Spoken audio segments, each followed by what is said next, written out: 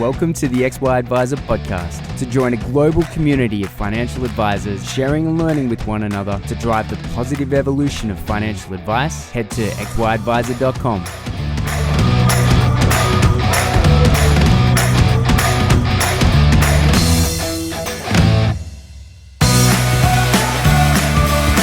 Both Zurich and Onepath life insurance offerings deliver the broadest range of offerings in the market with a combined 4 distinct solutions on offer to better serve all Australians. At Zurich and Onepath, we believe in the value of advice and the professionals who provide it. This means investing in more ways to help your clients and making it easier for you to do business with us. To find out more about how we can help you and your clients, contact your Zurich and Onepath Life or Zurich Investments representative today.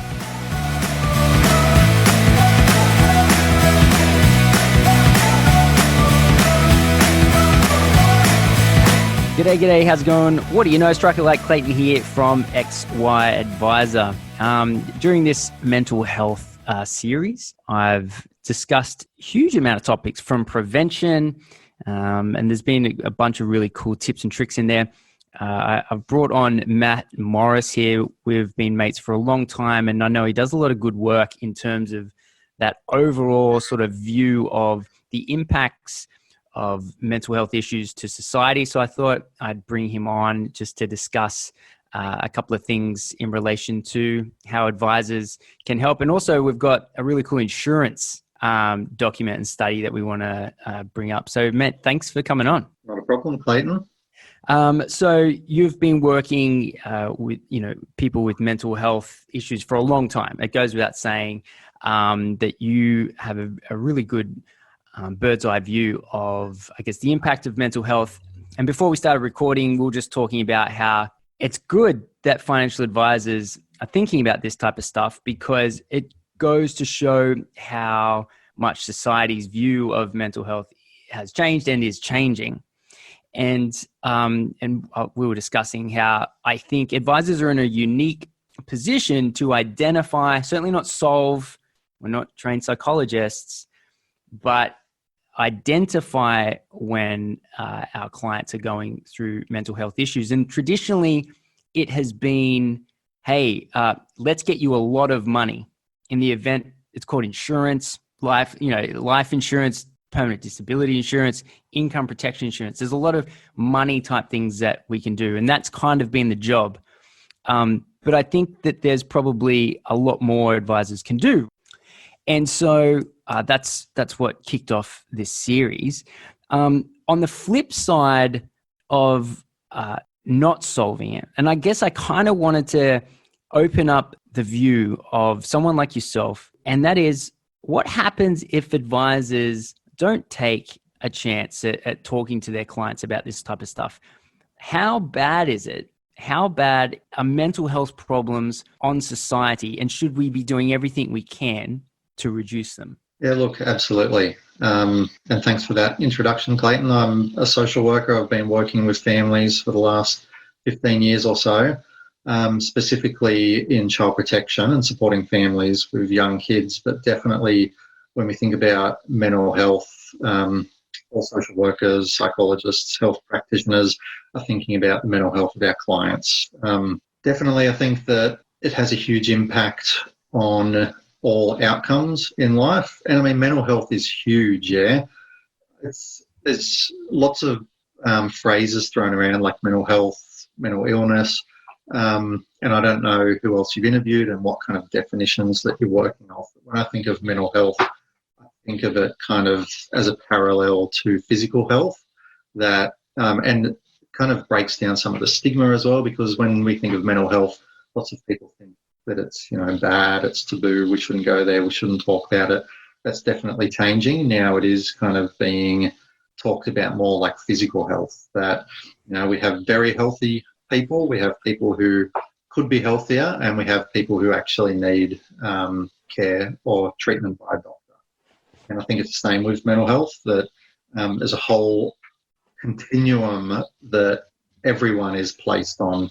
And we even move across, and we can move across daily, weekly, or throughout our lives. I think an Australian survey was done on mental health in Australia a couple of years ago that found that 45% or half of Australians will experience a mental illness at some point in their life. And I guess when we're getting into the mental illness side of the continuum, that's things like depression and anxiety. Similar to, I guess, our physical health, that you might have periods of life where you're not as healthy, or you face certain diseases or chronic conditions that you need treatment for. And I think mental health is very similar to physical health, that it can have a huge burden on our society at that macro level, but on us as individuals and our ability to, look after our households, our families, go to school, hold down jobs, and contribute. Yeah, it's one of those things, and financial stress is always at the top of the list, right? In terms of what causes mental illness, or at least what highly contributes to stress and anxiety and depression. And considering advisors' role in all of this, we're often the first people to speak to our clients that are going through tough times.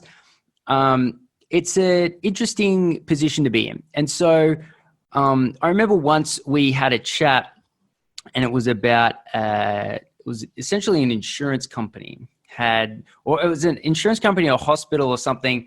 And they did a huge study on mental health. And the reason why I really liked this study is because I feel insurance companies are probably the best barometer for mental health in a society, because money is on the line. And so there's no politics involved. It's balance sheet, which is really black and white. And so when we started going into the study, the growth of mental illness, and the effects that it was having on broader society, when it came to do this podcast, I thought you'd be really good to chat about it. So considering you're the only person I know that's ever talked about this, can you sort of walk me through what it was, what it covered, and let's kind of dive into it? Yeah, okay. So it was called the ACE study. ACE stands for Adverse Childhood Experiences. I guess in terms of therapy, before the 90s, most therapies focused on adults and, identifying and diagnosing anxiety or depression, and then treating the anxiety or depression. But there wasn't kind of much thought put into why they were there or why they existed. In the 90s, this huge healthcare company in America called Kaiser Permanente decided to survey their members. I believe it was so that they could look at why they had participants dropping out of their programs. They had increased insurance premiums, and trying to, hand in hand, get better outcomes for clients and save money. Yeah. And so they did a survey where they kind of looked at all the health outcomes. So first of all, they got a cohort of about 17,000 adults who were, it was one of the major cities in America, so they were predominantly white, college-educated, middle-class cohort, similar to what we might see here in Sydney or the Central Coast. And they looked at their health outcomes. So these were people in their 40s, 50s, and 60s who had already, had been through health outcomes that they could report on, like they, smoked, they used alcohol, used illicit drugs, had heart disease, obesity, had attempted suicide in their life, all of these kind of health outcomes. And so they kind of measured what health outcomes they had, and then wanted to look at what had happened to these people, 40, 50 years prior in their childhood, and see if there was any link between the experiences that we have as kids and the health outcomes that we have later on in life. And so they asked participants 10 questions about their experiences of abuse as children, neglect as children, and other household characteristics, like anyone in their family was incarcerated. And what they found was an overwhelming, and at the time very surprising, link between the experiences that we have as kids and the health outcomes that we have later on in life. And so it's called the ACE study. And there are 10 ACEs, or adverse childhood experiences. And what they did is they allocated a number. So if you had experienced 5 out of 10 of the adverse childhood experiences, you'd get a score of 5. If you'd experienced none, you would get a score of 0. What I love about this study is that 1 out of 3 people reported that they had not experienced adverse childhood. So what was it? 1 in 3, none at all? Yeah. Cool. So 1 in 3 people in our society had amazing childhoods, which is something I love to hear. I'm working in welfare and child protection as a social worker. I think my job day to day is I see lots of families that are going through lots of struggle. So it's really comforting for us in the profession to kind of know that 1 in 3 people out there are having amazing childhoods. But they found that 10%, so one in 10, had 6 or more adverse childhood experiences. And they found this link between the more adverse childhood experiences that you've experienced, the higher your risk is of being a smoker, using alcohol, or being dependent on alcohol, having attempted suicide, having heart disease, and a whole bunch of other chronic illnesses. And ultimately, what they've concluded is that the more any adverse childhood experiences lead to a disrupted neurodevelopment, or the way that a child's brain is developing is interrupted. But a human's brain grows 90% of its mass in the first 3 to 5 years of life. So what happens to us as a child significantly impacts who we are and how we will be for the rest of our lives. And at the same time this study came out was the same time that IT, computer technologies exploded, and we started to be able to do brain scans and understand the human brain better. And so, in the 50s, 60s, 70s, you always heard about, these sayings that kids are resilient, it doesn't matter what happens to them, they'll get over it. But in the 90s, through this study and with the rise of technology, we actually learned that the opposite was true, that what happens to children actually really does matter, and it significantly impacts the way that their brain organises and the way that they then develop socially, emotionally, and cognitively, which in the ACE study talked about how that development then leads to whether the person will adopt health risk behaviours, which lead to disease, disability and social problems, and ultimately, unfortunately, early death.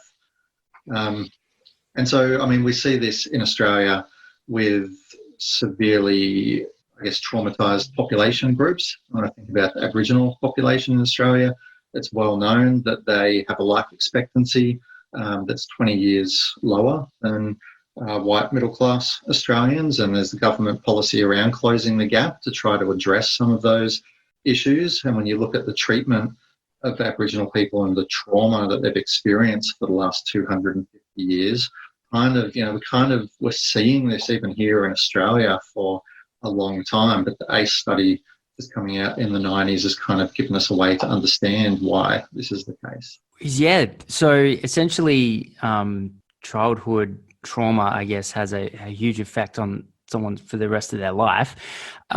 So 1 in 3 live in the dream, which is awesome to hear.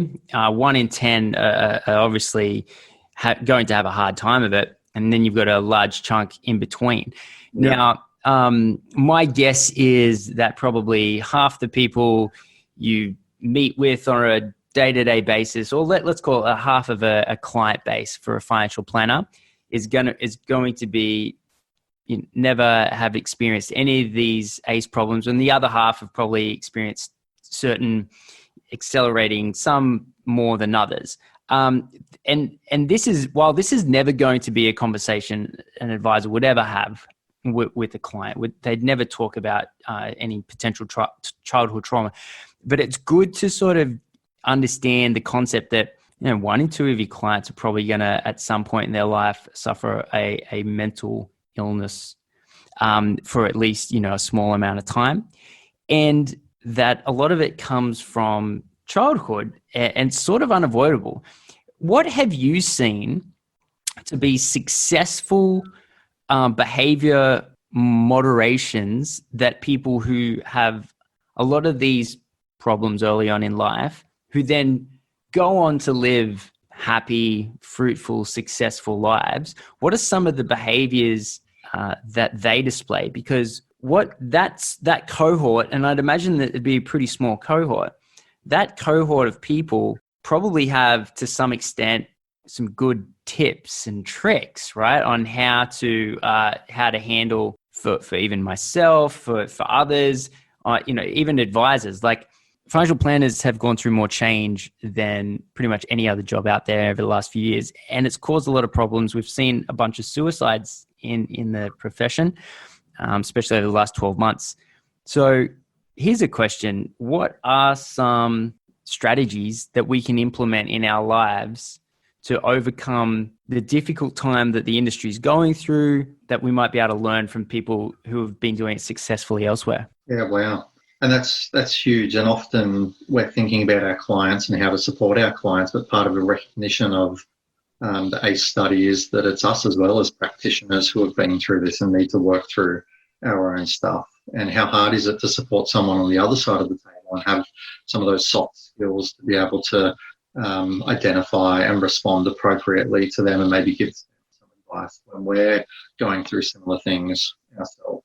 And look, I mean, number one thing I think for mental health, the same as physical health, is speaking to someone if you're not sure about what's going on. And number one advice would be to speak to your GP. New South Wales, especially in New South Wales in Australia, we have a better outcomes mental health system where you can go to your doctor and say, I'm feeling like this, not doing too well. I just need to talk to someone, and you can get a referral to a counsellor, psychologist, which can be quite scary for people, but it's not that scary. Sitting down and talking to someone about what's going on often takes the power out of what's going on.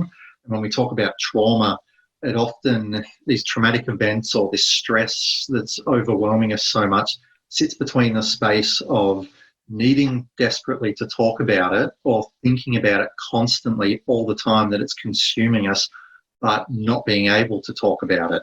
And that's where I like to think trauma and stress kind of live.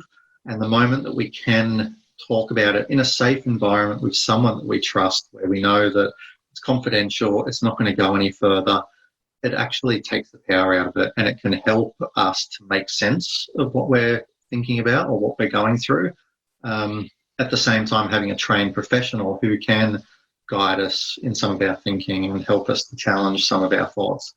I think that's probably the main thing that I've seen over the years, that when people are going through, and I've seen people going through, not only childhood traumas, but lots of us have been through grief and loss of close loved ones, traumatic experiences ourselves. We might have had car accidents or seen other people be in accidents, or things that have happened in our life where they're overwhelming, and our bodies aren't, well, maybe our bodies are kind of designed to react in a way that protects ourselves, but I guess that's not very helpful when you've got a job and you need to show up 9 to 5, or you've got a mortgage and you need to pay the bills. That going and talking to a professional is probably the best thing that you can do to try to start to make sense of, right, what's going on and what do I need to do to move through this.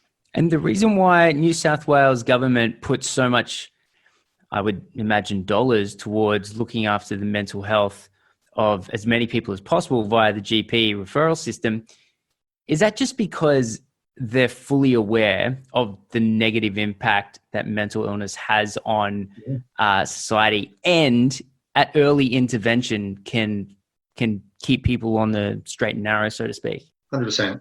I was reading somewhere that, so having a look at the Australian Institute of Health and Welfare, they estimate that spending on mental health related services in Australia from all sources, government and non-government, was around $9 billion per year. Wow. Yeah, that's a lot. So in order to justify that cost, there must be a very very heavy cost on the other side of not doing it. Yeah, and I guess, when you think about anxiety, depression, they're illnesses that are debilitating and stop people from productively contributing to society. So it's going to be harder to take kids to school. It's going to be harder to get out of bed and go to work. It's going to be harder to, go to work and focus on clients when your depression and your anxiety from the experiences that you've had mean that you're constantly replaying your trauma, or you're in a state where you've got no motivation. Also, it's in the government's best interest in terms of our economy, our capitalist society, to keep people working, keep the economy growing. And so from a financial perspective, it makes sense to fund and invest in a mental health service that's going to support people. But from a person-centered approach, it helps people feel better, look after their kids better, provide better services to clients, and it helps the whole of society to function better and increases quality of life for everyone. If everyone's doing, if your neighbour's doing well, it's more likely you're going to be doing better, because you're not kind of having these experiences of people going through really difficult stuff around you. Yeah. $9 billion is huge. And if I was to think about the impact that mental health has on society, and I can summarize it in that figure, is $9 billion, that's enormous. I think a lot of the stats we're talking about today just goes to show that advisors need to play a better role, a more substantial role, or at least start taking on the role, because it's kind of interesting. Advisors, really, if you think about it, accountants were probably best placed to become advisors, and for whatever reason, mostly around personality, advisors created a profession where there previously wasn't one. What we're kind of looking at is considering the amount of mental illness that exists in this country to the tune of $9 billion per year. It goes without saying that if advisors don't take on this role of being early identifiers and considering their role in the ecosystem of someone's relationship, a map of who they're connected with, and then there could very well be another industry that pops up to take it, because you've got psychologists, right?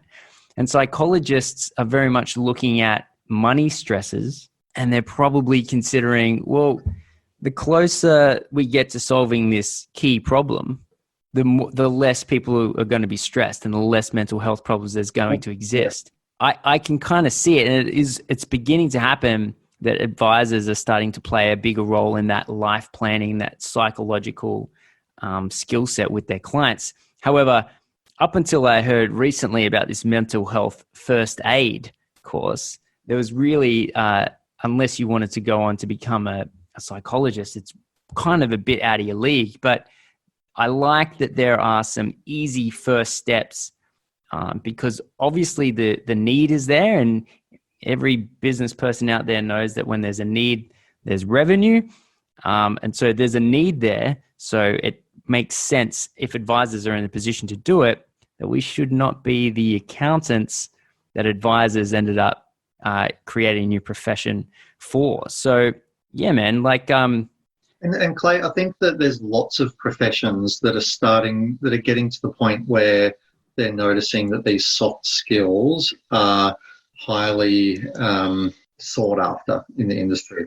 There's almost in lots of areas, there's an oversaturation of professionals, and people are looking for, and if you think about, that 2 out of 3 people have had some kind of adverse childhood experience, half of Australians will experience mental illness in their life.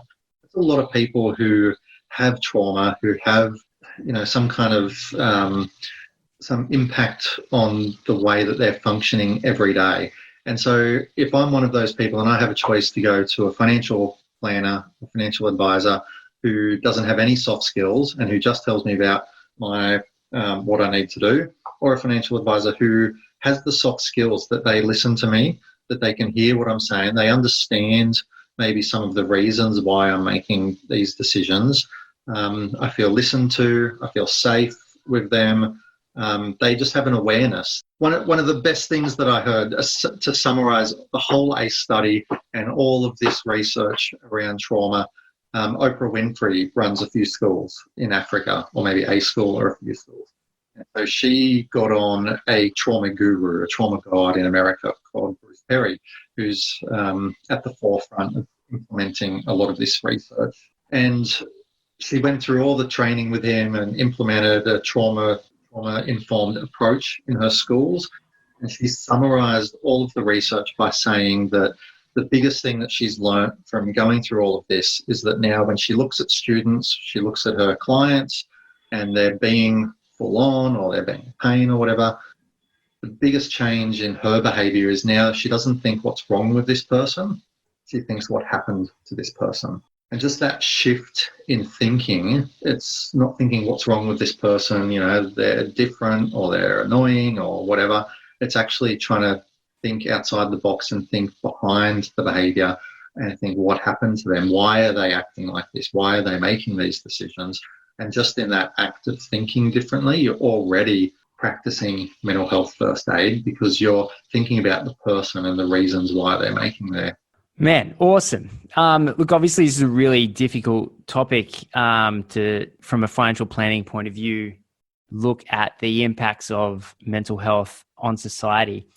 So I just really wanted to thank you for coming on, sharing with us what you've learned. I know you're just started a legal degree as well. So where does this go, mate? Do you go on to then, become a defender of those who've gone through, childhood trauma, or what's the story there with you? Yeah, look, I mean, as a social worker, I've worked in court a lot over the years, supporting families who are going through the court process, and just have been often frustrated by exactly what we're talking about, professionals, lawyers who lack the soft skills to understand, amazing lawyers who have such a deep knowledge of the law, but the application and soft skills to be able to support their client through the process was lacking. And so I guess seeing that and working alongside that just gave me a passion, I guess, as a social worker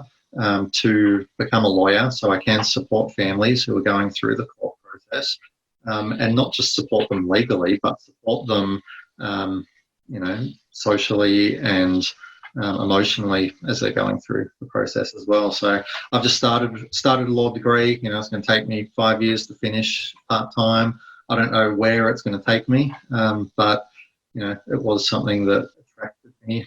So I put my hat in the ring and we'll see where I end up. Mate, that's awesome. All right. Well, thanks again for coming on, mate. No worries. Thanks so much for having me. And look, best of luck to you and all the financial advisors. Like I said earlier, I really liked that you opened this up by saying that financial advisors don't need to, do anything with this. It's just kind of recognizing it and having an understanding of what supports there are in your city or in your community, with number one support being GP, but there's also, fantastic online or phone-based services that clients can ring, like Lifeline, like Beyond Blue, that are good for financial advisors to know that if they notice that their client isn't doing too well, just to say, hey, look, here's a couple of numbers. Why don't you talk to your GP? We always promote client self-determination, so it's up to the client really with their health and their mental health to make their own decision. We never want to judge people or force them into doing this, but it's just a suggestion. Hey, look, I can see you're not doing too well. Here's a couple of numbers that I know that are really helpful. And at the same time, they're really good resources for all of us professionals to call if we're not feeling okay. Brilliant. Thanks so much, man. No worries.